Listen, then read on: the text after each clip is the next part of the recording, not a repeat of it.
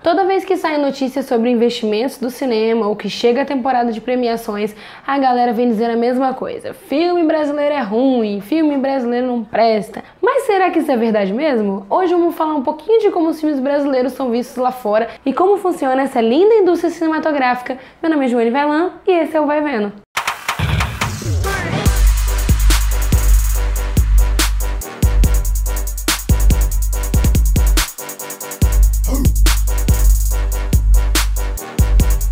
Se você chegou aqui através desse vídeo, não esquece de se inscrever e também curte esse vídeo e comenta qual é o seu filme brasileiro favorito.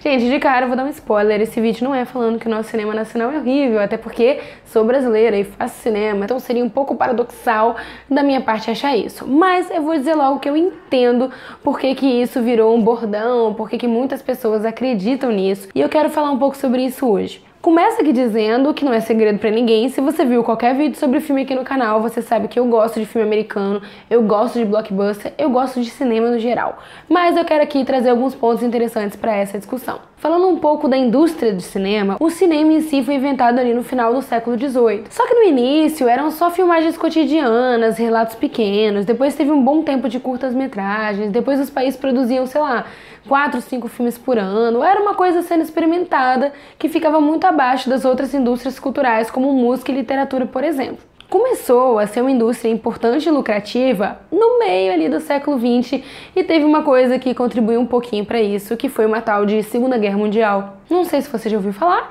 mas as pessoas guerreiam de vez em quando e quando as guerras envolvem a Europa, elas geralmente chamam de Guerra Mundial. E teve essa que foi a segunda, e lados que ganharam e lados que perderam ficaram completamente destruídos, as cidades ficaram muito destruídas, e neste momento os Estados Unidos, que tinha vendido bastante armas durante a Segunda Guerra e lucrado muito com isso, resolveu investir em cinema, que já era bastante popular nos Estados Unidos, mas que também era muito popular na Europa, que também vendia muitos filmes e lucrava muito com isso. Porém, a Europa destruída e meio que sem grana, e a América Latina cheia de governos ditatoriais que faziam censura nos filmes. Aqui no Brasil estava rolando a Era Vargas, mais ou menos nesse momento.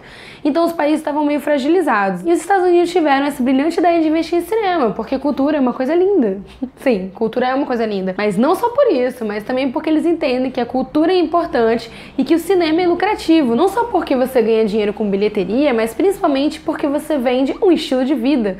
No caso dos Estados Unidos, American Way of Life.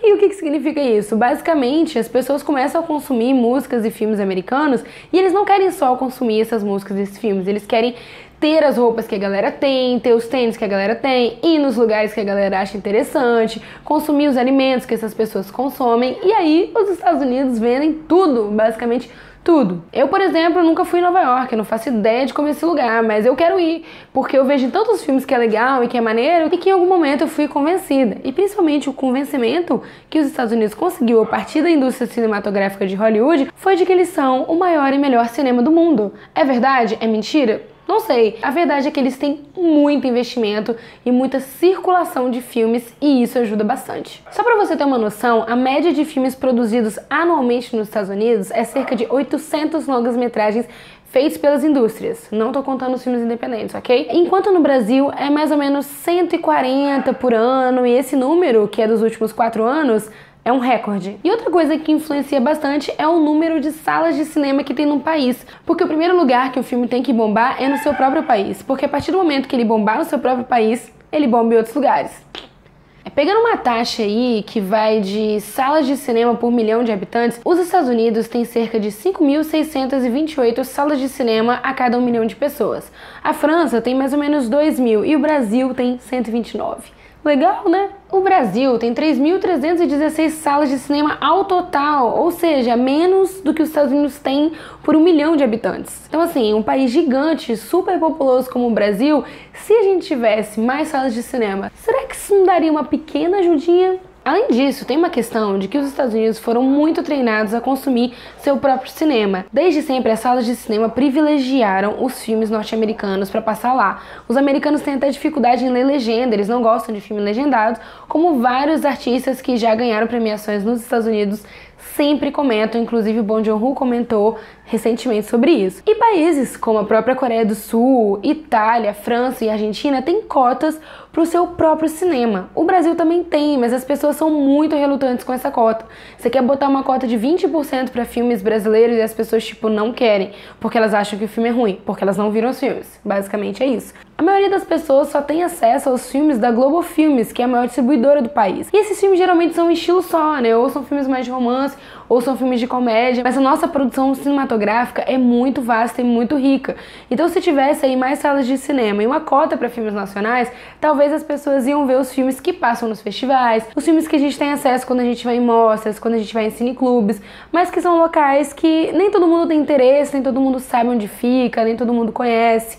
O ideal era que esses filmes passassem nos grandes cinemas. Apesar disso, talvez você não saiba, mas os filmes brasileiros são aclamadíssimos, ok? Eles são super populares na América Latina, na Europa e nos Estados Unidos. Esse livrinho aqui, 1001 Filmes para Ver Antes de Morrer, é organizado por críticos de cinema americanos e ele traz ali filmes principalmente americanos, mas também traz filmes europeus, filmes asiáticos, africanos, latinos, e tem muito filme brasileiro dentro desse livro. A gente tem Bye Bye Brasil, Vidas Secas, Central do Brasil, O Pagador de Promessas, Deus e o Diabo na Terra do Sol, sendo indicado ali como filmes essenciais para se ver. E os nossos filmes também são aclamadíssimos em festivais de cinema pelo mundo. Tem um outro erro que é muito comum e ele também parte da hegemonia dos Estados Unidos. Porque as premiações dos Estados Unidos, elas costumam passar na TV aberta no Brasil e também algumas TVs fechadas. Então muitas pessoas têm a sensação de que o Oscar é a única premiação do cinema do mundo ou que ela é mais importante. Sim, o Oscar é muito importante, mas ele é feito para a indústria norte-americana. Então, além da maioria dos filmes que eles vão colocar em destaques ali serem americanos, quando eles vão procurar filmes estrangeiros ou categorias em que os filmes estrangeiros são elegíveis, eles procuram filmes que se pareçam com o estilo deles, com o tipo de narrativa que eles querem contar. E não significa que sejam os melhores, significa que eles são o quê? Os mais adequados para este festival. E os festivais têm 1 milhão de critérios. O Festival de Cannes, por exemplo, costuma dar bastante valor a inovações na narrativa, na fotografia, na edição, a filmes que trazem um momento político no seu roteiro, filmes que trazem ideias inovadoras. E nesse festival, o Brasil já foi indicado muitas vezes para várias mostras que ocorrem dentro deles, inclusive ganhou a principal com Pagador de Promessas. E o Festival de Cannes tem várias mostras diferentes. Bacurau ganhou no passado o prêmio do júri e A Vida Invisível ganhou em uma das mostras também. Gente, isso só no ano passado. Aproveitando essa discussão, eu vou falar aqui de alguns filmes brasileiros muito bons e que você pode ver, tipo, agora, dentro de um streamer ou aqui mesmo no YouTube. E eu começo com A Vida Invisível, que tá no Telecine Play. O filme conta a história de duas irmãs e a gente começa ali com a Eurídice recebendo cartas, né, encontrando cartas da sua irmã Guida, que tá há muito tempo desaparecida. Essas irmãs foram separadas na década de 50 de uma forma brutal e isso impede delas de viverem os sonhos que elas tinham planejado juntas, porque elas eram muito diferentes, mas ao mesmo tempo elas se davam muito bem, elas eram a melhor amiga uma da outra. O filme é super emocionante, eu que tenho uma irmã como melhor amiga, tipo, adoro, aborda muito a relação entre irmãs, aborda muito conflitos políticos no Brasil, tem uma pegada feminista também, o filme é maravilhoso. O segundo filme que eu vou indicar também tá no Telecine Play e ele é, sem dúvida, um dos melhores filmes brasileiros de todos os tempos, falo com tranquilidade, mas é muito doido que muita gente não viu, até porque esse filme é um pouquinho mais antigo e na época não entrou em tantas salas de cinema e tal, mas o filme é Central do Brasil. Começa que tem a nossa musa, Fernanda Montenegro, que ela interpreta a Dora, que ela é uma escritora de cartas, que ela fica ali na Central do Brasil, escrevendo cartas para pessoas que são analfabetas. Aí ela se encontra com esse menininho, que é o Josué, que tá fazendo uma carta tentando encontrar o pai dele. E o filme é muito surpreendente, não tem nada daquela coisa maternal que as pessoas tentam puxar, a personagem é muito surpreendente, as coisas que acontecem com ele são sensacionais, e esse filme esteve no Oscar, não ganhou, mas esteve lá. Mas eu digo mais, não ganhou por duas injustiças. A primeira delas, o outro filme que estava concorrendo ali, que era o Forte, que ganhou A Vida é Bela, fala de judeu e da Segunda Guerra Mundial, e todo mundo sabe que qualquer filme de Segunda Guerra Mundial ganha Oscar. Tá dito.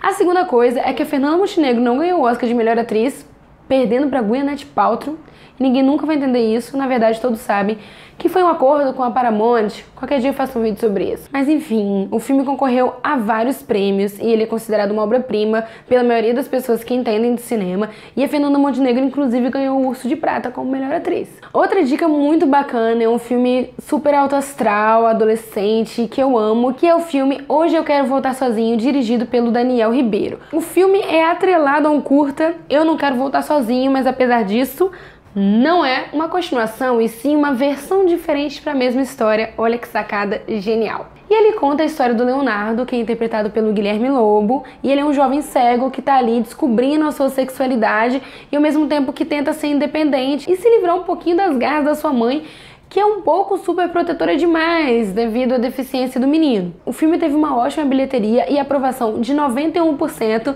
no site de críticas especializadas Rotten Tomatoes, então sim, tava bem. Hoje Eu Quero Voltar Sozinho ganhou prêmio em Cannes, Nova York Film Festival, Guadalajara e muitos outros na categoria de filme LGBT. E no Festival de Atenas, no Peace and Love, que é um festival americano, e no Festival do Sesc ganhou melhor filme. Ou seja, aclamadíssimo, né, queridos? Tá bem na fita e ele tá na Netflix. Podem ver. Outro filme super clássico aqui que eu acho que muita gente não viu e tem um preconceito porque é um filme um pouco antigo, é Deus e o Diabo na Terra do Sol. E aconteceu uma coisa muito inusitada com esse filme. Gente, tipo assim, quem trabalha com cinema, quem estuda ou quem é crítico especializado, sempre entendeu que esse filme é uma obra-prima e tal. Porém, a popularidade dele reacendeu atualmente. O primeiro dos motivos foi que o Bong Joon-ho, diretor de Parasita, citou esse filme como uma grande referência, dizendo que viu o filme, nunca mais esse filme saiu da cabeça. E também porque o Djonga, nosso querido Djonga, um dos maiores rappers da nossa geração, fez uma música, Deus e o Diabo na Terra do Sol. E a partir daí as pessoas começaram a pesquisar mais esse filme e ele entrou em alta novamente e vale muito a pena ver esse filme. O filme foi dirigido pelo Glauber Rocha, que é um dos principais cineastas brasileiros e concorreu à Palma de Ouro e outros inúmeros prêmios e tá praticamente em todas as listas de melhores filmes aí, vocês vão encontrar esse filme. Cara, o filme é muito doido. Ele conta a história do Manuel, que ele é um vaqueiro, que ele meio que se revolta com o Coronel Moraes, ele cansa de ver os abusos e a exploração que esse cara faz com o povo e acaba matando o cara numa briga. Só que aí, os jagunços vêm perseguindo ele. Só que aí, o cara foge com a esposa e acaba se juntando a uns seguidores do Beato Sebastião, que é um cara que promete uma vida nova e sem sofrimento através de um retorno ao catolicismo místico e ritualístico do início dos tempos. O filme, assim, gente, é muito doido e eu super recomendo. E ele tá, sabe aonde? Aqui no YouTube, gratuito pra ver, e o link tá aqui na descrição. Outro filme que eu super indico, embora eu acho que muitas pessoas já viram, é Que Horas Ela Volta, da Ana Muleart. Pra quem gosta de premiação, esse filme ganhou Sundance e Berlim, dois dos grandes festivais mundiais, e foi aclamado em muitos outros festivais. O filme conta a história de uma empregada doméstica nordestina que vai trabalhar em São Paulo, que é interpretada pela Regina Casé, e aí acontece a chegada da filha dessa menina na casa dos patrões, que ela quer estudar pro vestibular, pra de repente conseguir uma vida nova e tal. O filme explora muito essa relação Casagrande e Senzala e também em relação ali de mãe e filho e como isso muda de acordo com a classe social das pessoas. O filme tá no Globoplay e vale muito a pena ver se você não viu. E se você já viu, reveja, super indico. E além disso, a Ana Muleart é uma cineasta muito importante para o Brasil. Ela fez outros filmes maravilhosos como o Durval Discos e É Proibido Fumar, e eu aconselho a cinematografia inteira da Ana Muleart. Gente, agora vamos falar dele. Bacurau. Não sei se todo mundo aqui já viu Bacurau, então se não viu, uma breve sinopse é que tem esse povoadozinho ali no Nordeste que percebe que a sua cidade simplesmente saiu do mapa. Aí começa a acontecer um monte de coisa estranha no povoado, umas mortes, e aí a galera começa a pesquisar e percebe que eles estão sendo atacados e querem investigar quem e por quê. Embora eu acho que muita gente já viu Bacurau, eu vou indicar ele de novo, mas eu vou indicar mais. Eu vou dizer que o Kleber Mendonça Filho, que é um dos diretores de Bacurau, ele é sensacional também, e ele tem outros filmes legais que também estão disponíveis no streaming. O primeiro filme de, digamos assim, grande destaque do Kleber Mendonça Filho foi O Som ao Redor, foi o filme que eu conheci ele pelo menos. E como é que eu posso dizer, como é que eu posso explicar esse filme? Sabe aqueles caras que passam de motinha na sua rua, que são seguranças particulares, que dá uma buzinadinha ali? Então, a premissa do filme é essa. Chega uma empresa dessas de fazer segurança particular, só que com o passar do tempo eles percebem que essa galera traz mais tensão do que alívio, e ali tem vários debates sobre segurança e tudo mais, vale muito a pena. E o outro é Aquários, que fala sobre especulação imobiliária, que também é um assunto que a gente tem que ficar de olho, mais precisamente acontecendo ali em Pernambuco e com a maravilhosa Sônia Braga no papel principal. E o que que rola? As pessoas estão querendo desocupar esse edifício chamado Aquários. E a Sônia Braga, que é uma jornalista aposentada, ela fala, eu não, entendeu? Ela se recusa. Só que a partir daí essa construtora começa a fazer várias coisas para ela sair do apartamento. E não pense que isso é ficção, porque isso rola também, gente. E é um filme maravilhoso, e os dois filmes, O Som ao Redor e Aquários, estão no Netflix para vocês verem. Gente, eu acredito bastante no cinema nacional, eu acho que a gente tem muito potencial, a gente sabe criar vários tipos de narrativa, nossa cultura é muito rica e a gente tem que passar isso pras telinhas. E quanto mais a gente assistir filmes brasileiros e valorizar os filmes brasileiros, melhores filmes terão, porque a gente terá mais dinheiro e mais circulação. Se você gostou desse vídeo e quiser saber um pouquinho mais sobre filmes nacionais e sobre a história do nosso cinema, deixa aqui nos comentários e deixa também o seu filme favorito. E é isso, valeu, falou!